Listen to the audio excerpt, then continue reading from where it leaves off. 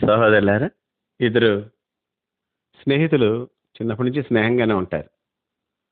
కాకపోతే వాళ్ళలో ఒక స్నేహితుడు బాగా డబ్బున్న వ్యక్తి, ఇంకొకడు పేదవాడే, బాగా పేదవాడు.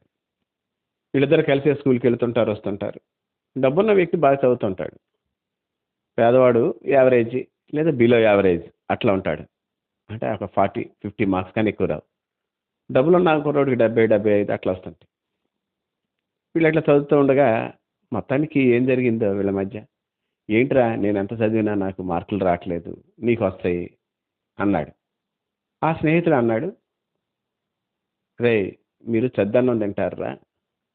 చద్దన్నం తిని గంజి తాగేవాడికి ఏం మార్కులు వస్తాయరా? మీకు నిద్ర వస్తుంది, మొత్తం వస్తుంది.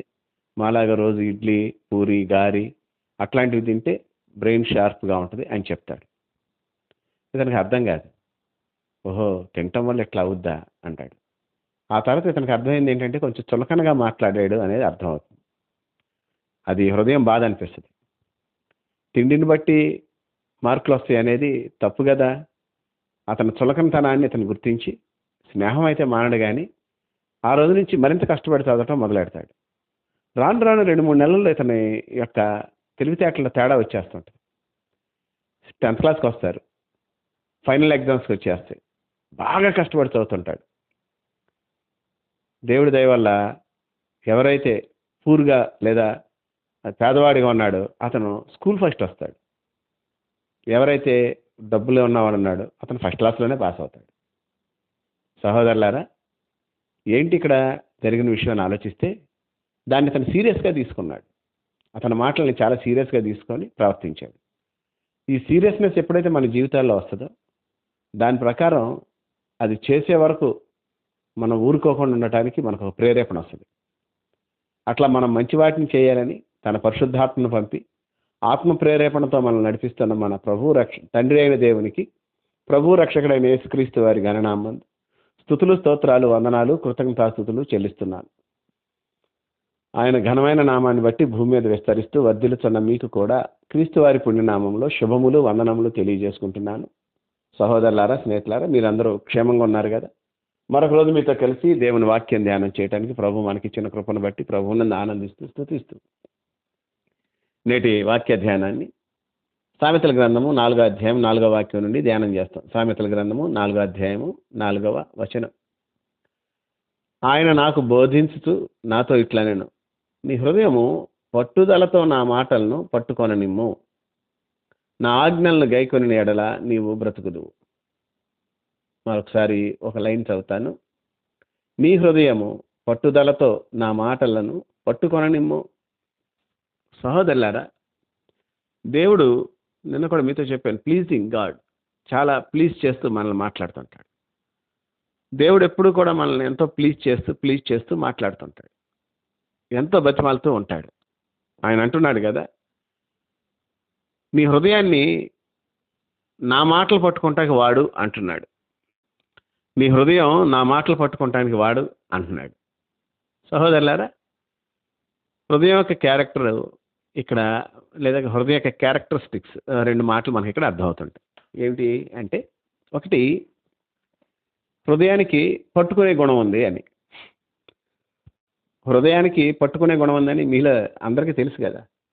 చాలా పట్టుకుంటూ ఉంటాయి హృదయాలు.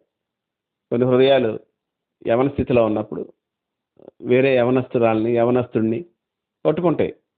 మన తెలియకుండానే హృదయం పట్టేసుకుంటుంది. ఆ తర్వాత వాళ్ళు మనల్ని పట్టుకుంటారు, నాశనం అవుతాం. మీకు అంతే జరిగేది, చాలా వరకు అంతే. కొన్ని చోట్ల ఎక్కడో సక్సెస్లు కనిపిస్తేమో కానీ సక్సెస్ల వెనకాల చాలా చిందరవందన ఉంటుంది. సరే సహోదరులారా, హృదయానికి పట్టుకునే గుణం ఉందని మీలో చాలామందికి తెలియకపోవటం విచారం. అయితే ఇది పట్టుకుంటుందని తెలుసు కానీ ఏమేమి పట్టుకుంటుంది, ఎట్లా పట్టుకుంటుంది అనేది మీకు అవగాహన రావట్లేదు. అదొకటి మీరు గుర్తుంచుకోవాలి. హృదయం దేన్నైనా పట్టుకునే గుణం ఉంది. ఎంత ఈజీగా పట్టుకుంటుంది అంటే, సహజంగా మనం వెళ్ళేటప్పుడు ఏదైనా మంచి వాసన తగిలితే ముక్కు వాసన ఎట్లా పట్టుకుంటుందో, ఏదన్నా తింటాక నోట్లో పెట్టుకోగానే అబ్బా ఇది ఇంత తీయగా ఉంది, ఇదేంటి పుల్లగా ఉంది అని ఎట్లా వెంటనే నాలుక రుచిని పట్టుకుంటుందో, అందంగా కనిపిస్తున్నాయి అని చెప్పి కళ్ళు ఎట్లా పెద్ద ఎట్లా అయ్యి దాన్ని ఎట్లా అయితే ఆ అందాన్ని కళ్ళు పట్టుకుంటాయో, అలాగే అబ్బా భలే ఉందండి, పరుపు ఫోమ్ బెడ్ బాగుంది, పడుకోగానే మెత్తగా ఉందని. చర్మం ఎట్లా సుఖాన్ని అబ్జర్వ్ చేస్తుంటుందో, ఇట్లా పంచేంద్రియాలు వాటి వాటి యొక్క పనులని, లేదా చక్కని సంగీతం వినిపించినప్పుడు చెవి వెంటనే ఆగి చెవులు రిక్కించి అనే మాట, అట్లా చెవులు దేన్నైతే అట్లా వింటాను మొదలెడతాయో, వినాలని ఆగుద్దో చెవి, లేదా మనిషి మనమే ఆగుతాం. ఇవన్నిటికీ కూడా కేంద్రం హృదయమే, అది మీరు గుర్తుంచుకోవాలి. వీటన్నిటికీ కూడా కేంద్రము హృదయమే. ఇప్పుడు ముక్కుకి వాసన తగిలింది, తగిలితే తగిలిందిలే, మంచి బజ్జీల వాసన, వర్షం పడుతుంది, బజ్జీ కోడి పకోడి వాసన వస్తుంది, తగిలితే తగిలిందిలే పద పని ఉంది అని హృదయం చెప్పొచ్చు. అర్రే ఇంత మంచి వాసన వదిలిపోతావా అని హృదయం చెప్పొచ్చు. నీ హృదయం మీద అది పట్టేసుకుంది కోడి పకోడి వాసన. అట్లాగేదో మ్యూజిక్, అంతకుముందు సినిమాలు చూసినటువంటి ఆ యొక్క అనవసరమైన సంగీతం అది పట్టేసుకుంటుంది, సుఖాన్ని పట్టేసుకుంటుంది, పట్టుకొని అక్కడ ఉండనివస్తుంది, అక్కడ ఉండిపో అని చెప్తా ఉంటుంది నీతో. ఇది హృదయం చేసే పని. పంచేంద్రియాలు వాటిని గ్రహిస్తే, ఇక ఆ గ్రహించిన తర్వాత కదలాలా వద్దా, ఉండాలా లేదనేది శాసించేది మాత్రం హృదయమే. కనుక హృదయానికి వీటన్నిటి మీద కంట్రోల్ ఉంటుంది. ఇవి ఏమేమైతే పట్టుకుంటున్నాయో అవి పట్టుకోవాలా వద్దా అనేది కూడా హృదయం చెప్తా ఉంటుంది. బహుశా నా మాట మీకు అర్థమైందని నేను అనుకుంటున్నాను. కొంచెం మళ్ళీ అర్థం కాకపోతే వెనక్కి వెళ్ళి వినండి. కాబట్టి హృదయానికి ఉన్న ఒక గుణం ఏంటి అంటే పట్టుకున్నది, ఇట్ క్యాచెస్, లేదా ఇట్ హోల్డ్స్, పట్టుకొని ఉంటుంది దాన్ని అట్లా. రెండవది పట్టుదలతో పట్టుకోమంటున్నాను, అంటే పట్టుదల అనేది కూడా లోపల ఒక క్యారెక్టర్ ఉంది, అది లోపల ఒకటి ఉంది హృదయానికి. హృదయానికి ఉన్నటువంటి పట్టుదలను బట్టి దేవుని స్తోత్రాలు చెల్లిస్తుంటాను నేను. ఈ పట్టుదల అనేదాన్ని ఎంత గొప్ప గుణంగా దేవుడు మనలో పెట్టాడంటే, పట్టుదల అనేది it's a number 1 and beautiful lovely characteristic. అది చాలా మంచి క్యారెక్టర్, అది పట్టుదల కలిగి ఉండటం అనేది.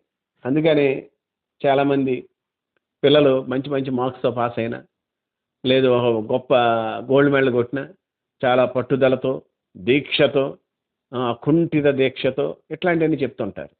అంటే పట్టుదల, ఇంగ్లీష్లో దీన్ని హోల్డ్ ఫాస్ట్ అంటారు. హోల్డ్ ఫాస్ట్ అంటే పట్టు, లేదా చట్రం లాంటి దాంతో బిగించేయటం, బిగించి పట్టుకుంటాం. కొక్కానికి తగిలించుకుంటాం, కొక్యం షర్ట్ల నాటిని తీసుకెళ్ళి ఇంట్లో కొక్కానికి తగిలిస్తాం. గాలంగా అని చెప్పలేం, కానీ కొక్యం అంటే దాని టైప్లో తగిలించో దానికి అట్లా ఉండిపోద్ది అంతే, unless until it moved by any external force. కొక్కానికి నువ్వు తగిలించావంటే చొక్కా అట్లా ఉండిపోవాల్సింది. కాబట్టి సహోదరులారా, ఈ పట్టుదల అనేది నీ హృదయంలో ఉంది. అయితే దురదృష్టం ఏంటంటేనండి, దాన్ని పట్టుదలను మనం మంచి కన్నా చెడ్డకి ఎక్కువగా వాడుతుంటాం. మంచి కంటే కూడా చెడుకి ఎక్కువగా పట్టుదలను వాడుతుంటాం. మీరు గమనించుకోండి, వాడు నన్ను అంత మాట అంటాడా, ఏదో ఒక రోజు మాటకు మాట అప్పచెప్పకపోతే అనే శపథాలు చేస్తూ ఉంటారు. చూస్తామండి, తోలు తీస్తాను ఇట్లాంటి మాటలు మాట్లాడుతుంటారు.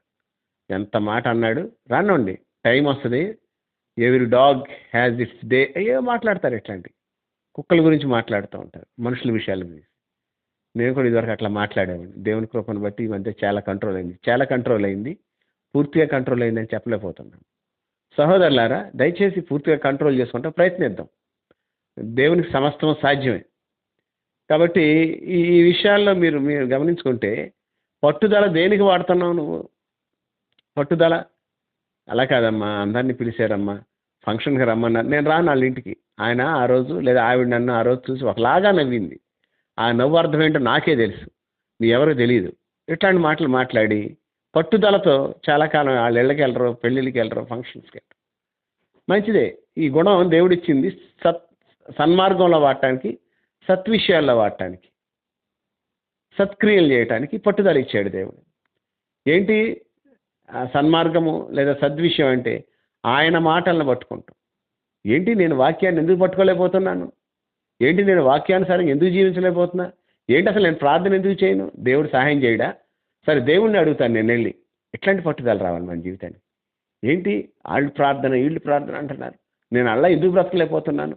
దేవుడు నన్ను ఏ ప్రార్థన లేనివాడిగా పుట్టించాడా? దేవుడు అసలు వాక్యం చదవలేని దానిగా నన్ను పుట్టించాడా? నా జీవితంలో వాక్యం ఉండకూడదని దేవుడు ఆశించాడా? లేదు కదా. అందరితో సమానంగా దేవుడు నన్ను చూస్తాడు అని ఒక రోషంతో కూడిన పట్టుదల నీ జీవితంలో దేవుని వాక్యం గురించి రావాలి. ఇది మీరు గుర్తుంచుకోండి. కనుక ఈ హోల్డ్ ఫాస్ట్ అనేది లేదా పట్టుదల అనేది చాలా చాలా ఇంపార్టెంట్. చాలామంది పట్టుదలతో, నేను కొందరు దేవుని సేవకుల యొక్క సాక్ష్యాలు విన్నప్పుడు ఈ విషయంలో దేవుడు నన్ను ఎందుకు మాట్లాడు, లేదా ఈ విషయంలో దేవుడు ఎందుకు ఇట్లా ఉంచాడు అనేది వాళ్ళు పట్టుదలతో దేవుని దగ్గర కూర్చొని సమాధానం తెచ్చుకున్నారు. నెంబర్ 1గా ప్రశాంతమైన జీవితం జీవిస్తున్నారు. అంతేకాదు సహోదరులారా, వాళ్ళని బట్టి అనేకులు ప్రశాంత జీవితం జీవించడానికి ఒక సూచనలుగా వాళ్ళు నిలబెట్టాడు దేవుడు. కనుక ప్రభునందు ప్రియమైన సహోదరి సహోదరుడా, స్నేహితులారా, నేను మీతో చెప్తున్న మాట ఏంటంటే పట్టుదల, పట్టుకునే హృదయం, క్షమించాలి, పట్టుదల పట్టుకునే ఆ యొక్క స్థితి నీ హృదయానికి ఉంది. ఇప్పుడు మళ్ళీ చదువుతాను. నా కుమారుడా, లేదా ఇట్లా చెప్తున్నాడు కదా, నీ హృదయము నా మాటలను పట్టుదలతో పట్టుకొని వాడు. పట్టుకుంటాం అంటే ఏదో ఇలా పట్టుకొని మళ్ళీ విడిచిపెట్టడం కాదు. ఇక అంతే, చాలా జాగ్రత్తగా పట్టుకోవాలి. పట్టు చాలా బిగింపు ఉండాలి. అప్పుడప్పుడు బరియల్స్కి వెళ్ళినప్పుడు ఆ కఫిన్ బాక్స్ని పెట్టి దింపేటప్పుడు అటు ఇటు తాళ్ళు వేసుకొని చాలామంది పట్టుకుంటారు. కొంతమంది ఓవర్ వెయిట్ ఉంటారు. వాళ్ళు దింపేటప్పుడు మెల్లమెల్లగా ఒకసారి పెట్టేట్టు ఒరిగిపోతాడు, అని అరుస్తూ ఉంటారు. గట్టి పట్టుతో పట్టుకోవాలి. నేను చూసి అమ్మ దిగిందా లేదా అమ్మ అనుకుంటుంటాను నేను. కాబట్టి సహోదరులారా, అంత పట్టుంటేనే కరెక్ట్గా మాటలు, దేవుని మాటల విషయంలో ఇంకా గట్టిగా పట్టుకోవాలి. పట్టుకుంటాం అంటే ఏదో పట్టుకొని వదిలిపెట్టేయటం కాదు. ఇంకంతే. చిన్నపిల్లలు ఒకసారి ఏదైనా అలా పట్టుకొని పైకి లేపి పట్టుకోలేక వదిలేస్తుంటారు. అది డ్యామేజ్ అవుతుంది, పగిలిపోతుంటాయి. కొన్ని బొమ్మల్ని ఎట్లా పట్టుకొని తీసుకెళ్ళి అలా పైనుంచి అట్లా పడేసేస్తుంటారు కిందకి పట్టుకోలేక. సహోదరులారా, అది మంచిది కాదు. మన హృదయం దేవుని మాటల విషయంలో పట్టుదల కలిగి ఉండాల్సిందే. అట్లా ఉండాల్సిందే. అప్పుడు నువ్వు దేవునిలో బలపడతావు. నేను మీతో చెప్పినటువంటి ఆ కుర్రోడు, వాళ్ళ ఇద్దరు పిల్లలు ఫ్రెండ్స్, వాడు చాలా చులకనగా మాట్లాడాడు. చద్దన్న నేనే బతుకు నీది అన్నట్లుగా మాట్లాడాడు. వాడు దాన్ని సీరియస్గా తీసుకున్నాడు. పట్టుదలతో పుస్తకాలు తీశాడు. అప్పుడు దాకా నేను ఇంతేలే, 45 మార్కులు 40 మార్కులే నా బతుకు అనుకున్నాడు చదివేవాడు. నేను ఎందుకు చదవలేననే పట్టుదల రావడానికి ఒక విధంగా చెప్పండి ఆ కుర్రోడే కారణమైన అతను చూసినటువంటి చులకన భావాన్ని బట్టి, అతను మాట్లాడినటువంటి చులకన తత్వాన్ని బట్టి ఇతను సీరియస్గా తీసుకొని ఆ మాటల్ని దాన్ని అట్లా గట్టిగా పట్టుకొని స్కూల్ ఫస్ట్ రావడానికి కావాల్సిన మార్కులు ఊహించని రీతిలో సంపాదించాడు. సహోదరుడా, పరిశుద్ధత విషయంలోను, సహవాసం విషయంలోను, దేవుని దగ్గర భక్తిగా జీవించే విషయంలోను, దేవుని దగ్గర విధేయత చూపించే విషయంలోను, వాక్యానుసారమైన జీవితంలోను నీవు పట్టుదల అనేది కలిగి ఉంటే, మీతోనే చెప్తున్నాను నేను, మీరు పట్టుదలతో కనుక పట్టుకున్నట్లయితే దేవుడు తప్పకుండా సాధ్యం చేస్తాడు. నమ్మండి. మీరు నమ్మి లేదు నేను చేయగలను అని పట్టుదల నీ జీవితంలోకి వస్తే, నమ్ముట నీ వల్ల అయితే నమ్మువానికి సమస్తము సాధ్యమే అని చెప్పి దేవుడు తను చెప్పినటువంటి వాగ్దానాన్ని తప్పనిసరిగా మన జీవితాల్లో నెరవేరుస్తాడు. దేవుని నామానికి మహిమ కలుగును గాక. అట్టి ఉన్నతమైన జీవితం జీవించడానికి పట్టుదలతో దేవుని మాటలు పట్టుకుంటానికి దేవుని హస్తం మనకి తోడైండును గాక. ప్రార్థన. మహాపరిశుద్ధుడు అయిన తండ్రి, ప్రేమ నమ్మకం గలవాడా, మీకే వందనాలు స్తోత్రాలు కృతజ్ఞతాస్తుతులు చెల్లిస్తున్నా. నీ కృపను బట్టి మా జీవితాల్లో నేటి వరకు నువ్వు ఇచ్చిన నెమ్మదిని బట్టి, క్షేమాన్ని బట్టి, కనికరాన్ని బట్టి నీకు స్తోత్రం. బలమైన దేవుడా, బలమైనటువంటి కార్యాలు చేస్తూ వచ్చారు. నీ నామ మహిమార్థం జీవించడానికి కృప చూపించారు. దాన్ని బట్టి నేను స్తుతిస్తూ మేము ఏమై ఉన్నాం అది నీ కృప అని చెప్పి ఒప్పుకుంటూ, అయ్యా పట్టుదల అనేది మా జీవితాల్లో ఒక విధంగా సడలింది, పట్టు సడలిపోయింది ప్రభా. నన్ను మమ్మల్ని జ్ఞాపకం చేసుకో. నిన్ను స్వస్థపరిచి యెహోవా నేనే అని నిర్గమకాండం నుంచి మాట్లాడుతున్నావుగా. ఆత్మీయ స్వస్థతను దయచేయండి. ఆత్మీయంగా మమ్మల్ని స్థిరపరచండి. నువ్వు పొందిన దెబ్బల ద్వారా వచ్చేటువంటి మానసిక స్వస్థత, శారీరక స్వస్థత మాకు దయచేసి నీ కొరకు ఖండితంగాను, నీ కొరకు నా ప్రభానైనా పటిష్టంగాను పట్టుబట్టి ముందుకెళ్ళడానికి కావాల్సిన విధేయత మా జీవితాలకు అనుగ్రహించమని ఘనత, మహిమ, ప్రభావాలు మీకు ఆరోపిస్తూ మా ప్రభువును రక్షకుడైన యేసుక్రీస్తు వారి పుణ్యనామమున కృతజ్ఞతాస్తుతులు చెల్లించి వేడి బ్రతిమాలుకొనుచున్నాము తండ్రి. Amen, amen, amen.